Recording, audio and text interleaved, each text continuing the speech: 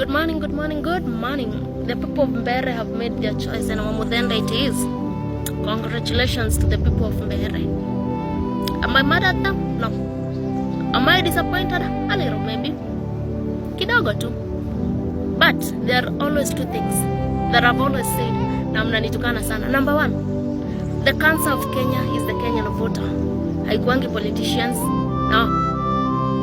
Cancer ya Kenya ni wa Kenya wenyewe. Yeah? And poverty isn't even the real enemy here, my friends. The real enemy here is ignorance and greed. Because tell me why you'd sell your future, your child's future, to your sukuma ya mbao, chips kuku, na lollipop. The cancer of Kenya is the Kenyan voter, not the politicians. Those politicians are a mirror of who we are. They are the face of who we are as a people.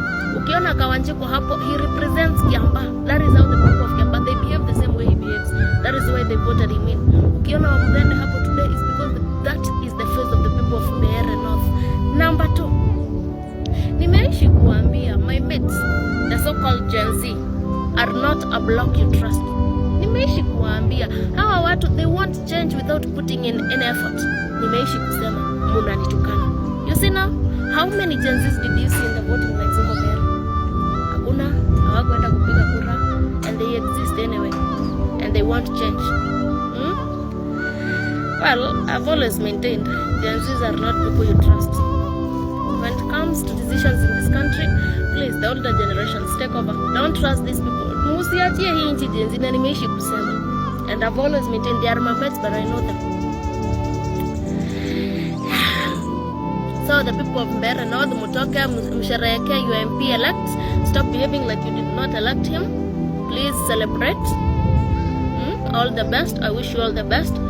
Mkirudisha pesa ya yenyewe ya campaign na pesa yenyu ya CDF. Yes. All the best. Kitu ya mwisho, ningekuwa mimi ndio mtu naulizwa United Opposition, don't go fighting that win in courts. Don't fall into that trap. Waachieni tu. Asiyekubali kushindwa si mshindani. Let us just accept we lost and life goes on. Kitu ya mwisho, munitafutie shati ya DCP ama muniambie mahali nitatoa, because it's now time I wear it proudly and loudly.